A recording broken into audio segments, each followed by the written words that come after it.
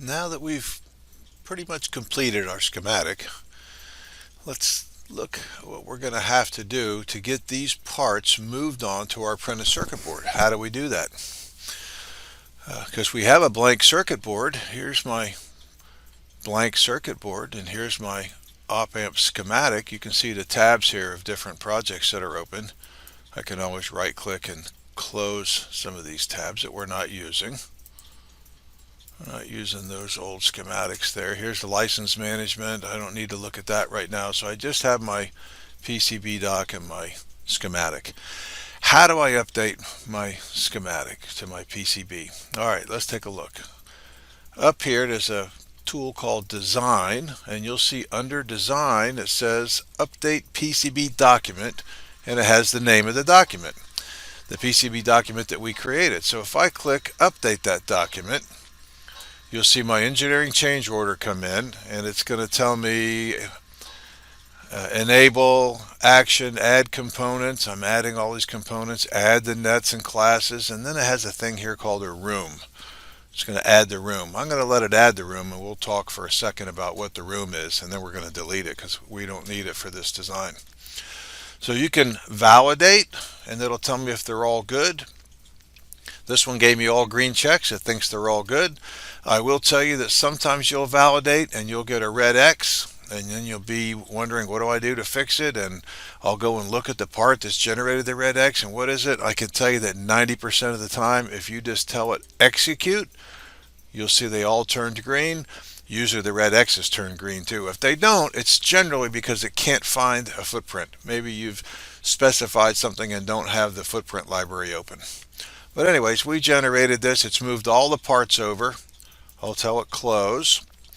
Now I can always left click. This works on the schematic as well as the PCB. If I push my left mouse button down, my pointer turns to a hand, and I can drag my screen around.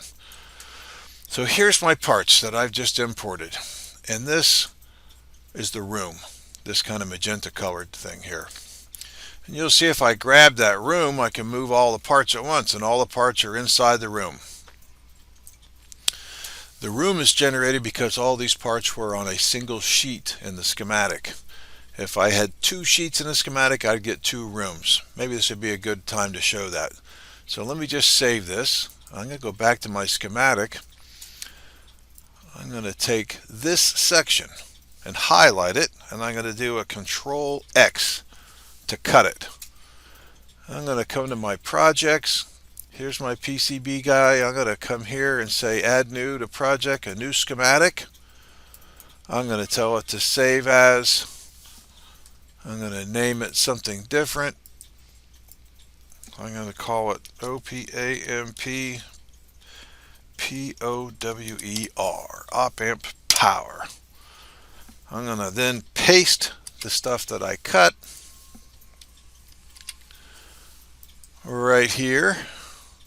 You'll see they're not numbered. So I need to come to my tools.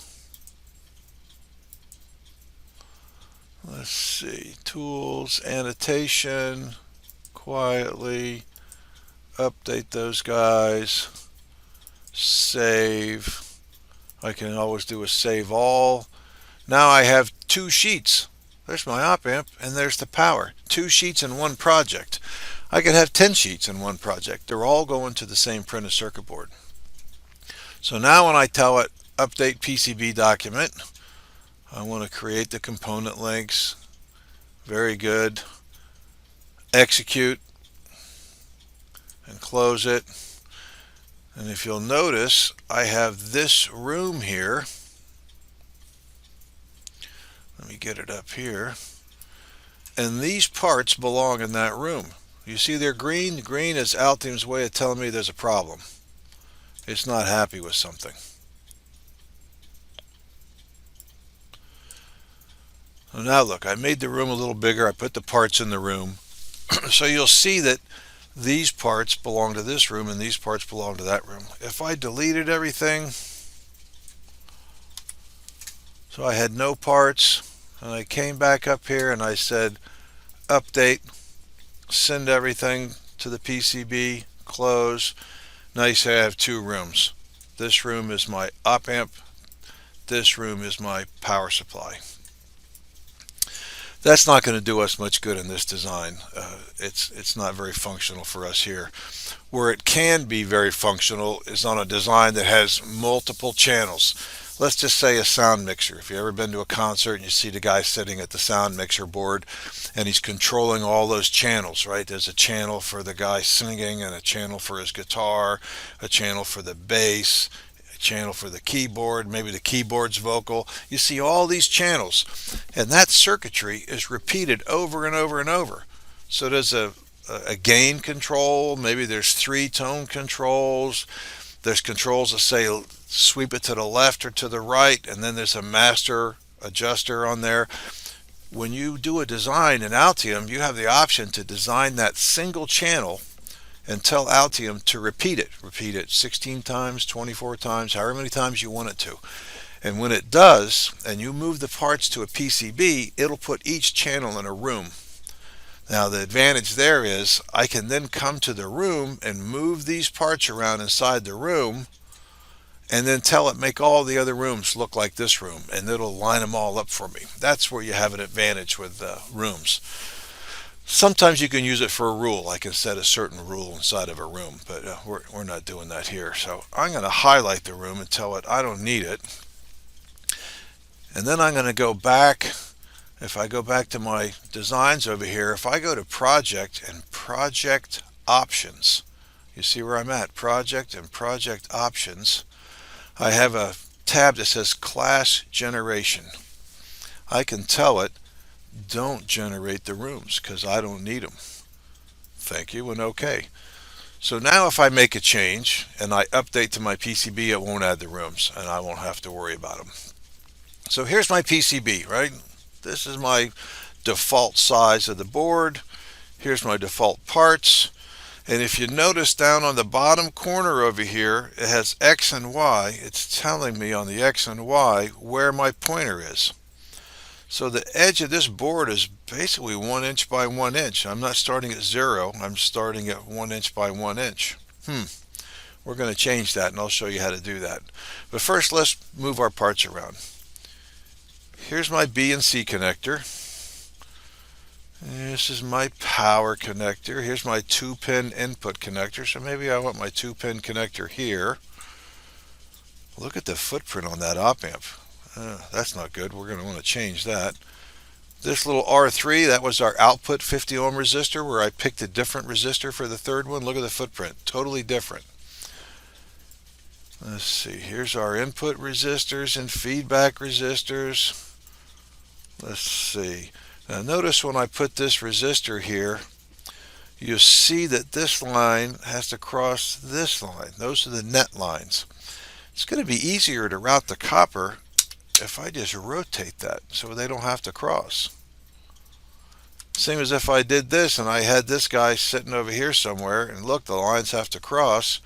I don't want to make it hard, so I'll just rotate the part. That's your job as the engineer when you set this up, to make it easy to route. Now see where it turned green? I had that resistor too close. If it's too close, green tells me there's a problem. Now on my power connector, here's the horizontal connector. Remember this one was vertical, the pins come straight up. When I picked the 3-pin connector, I picked the 3H, H for horizontal. Those pins come up and bend over, so they take more space. Let's rotate him around. We can always go back to our schematic. I can look at the schematic, zoom in. I know that capacitors 1, 2, 3, and 4 are the ones that go on my power connector. So I'll come up here. Here's my power connector. And here's my caps. Now look at that. Those are crossing. So I can put this here.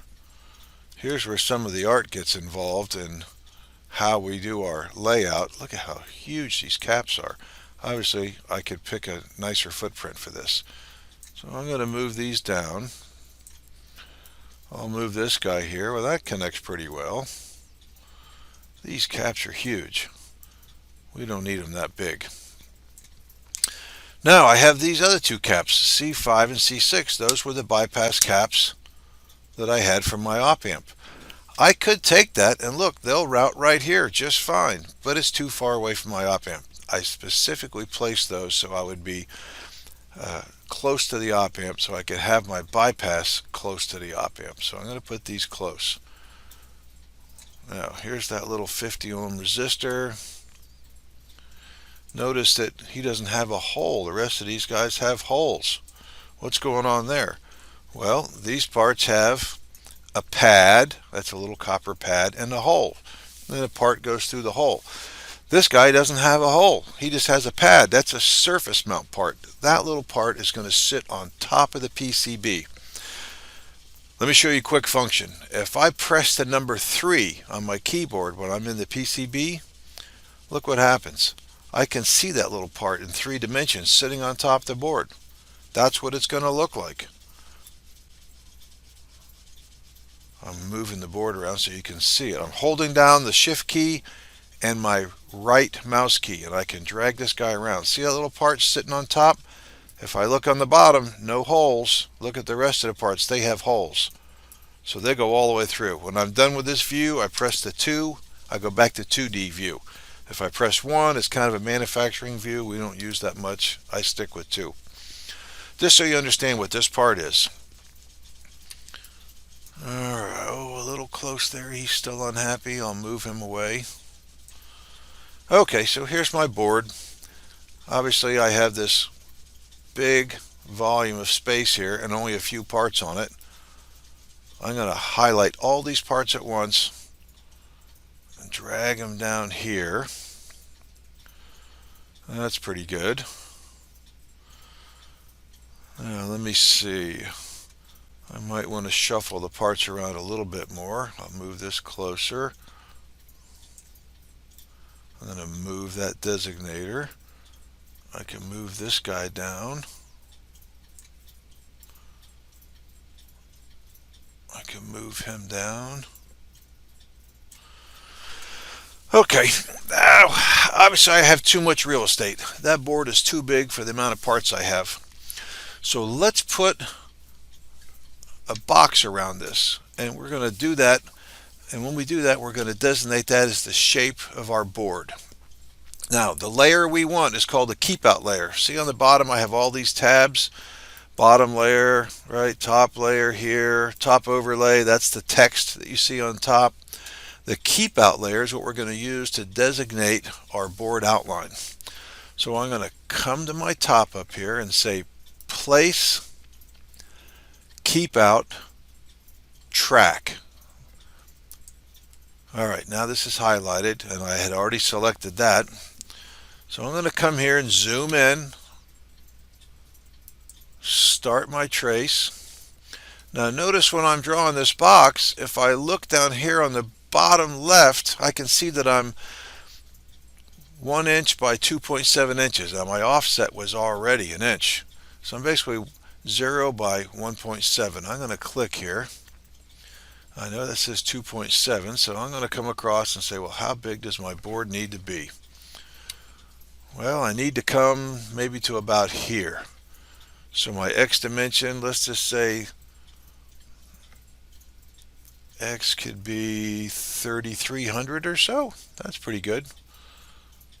Am I going to be past this? 34, maybe 35. So I'll zoom in so I can keep my line straight. There's 3,500 by 2.7. I'm just drawing a box. I'm going to go right back down to this bottom. That's good. And I'll come right over to here. And I'll left click because I'm done placing. And if I look now, I've drawn a box around these parts. Now, how do I designate this to be my board shape? Well, first, I'm going to highlight one of those bars. Now, if I hold the shift key down, I can highlight them all, one at a time, or I can hit the tab key once and it highlights everything that's connected there. It's a little faster. After I've done that, I'm going to my Design tab, Board Shape, Define from selected objects. Well, I just selected my outline. That's going to be my board outline. Click on it. Now look, my board shape is inside my keep out. What do I have left to do? Well, I want to put my 0, 0 line down here. So I'm going to open up my toolbar here, utility tools, and you see this little guy, it says set origin, kind of looks like an atom with some electrons emanating out of it. I'm going to say set origin, and I'm going to come in here and zoom in right on that spot and click on it. Now look, if I look at the bottom down there, it tells me that my X and my Y is at 0, 0. If I want to know how big my board is, I can come up to this corner, put my mouse on it. I'm at 2.5 by 1.7 inches. I know how big my board is. So let's do a view. Let's see, fit board. Boom, that's nice. So I got my board inside there. Alright, so I got a kind of a rough layout, but look, what is this? I don't want that footprint. That's crazy. We don't use that part anymore. If you actually saw this part in real life, it looks like a water tower. A little silver metal can with all these leads coming out of the bottom.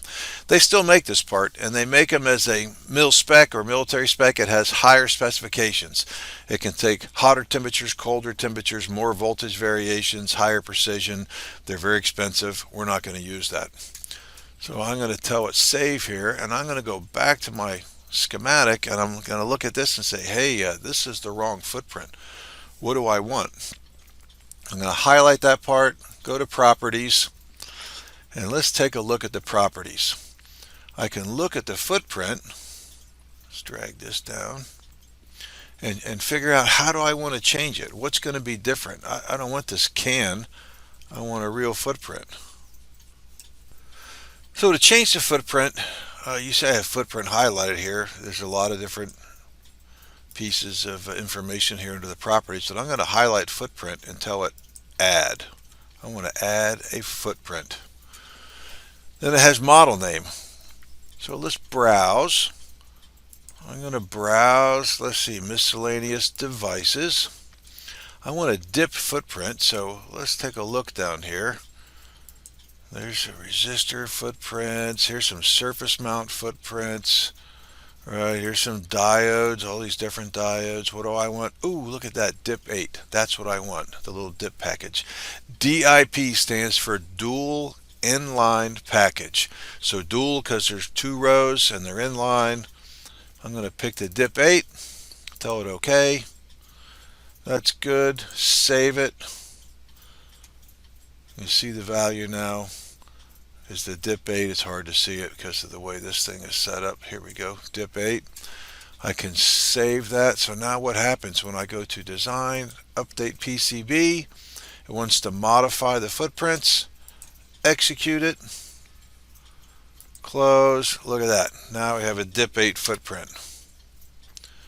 Makes a lot more sense. Now that cap can go there.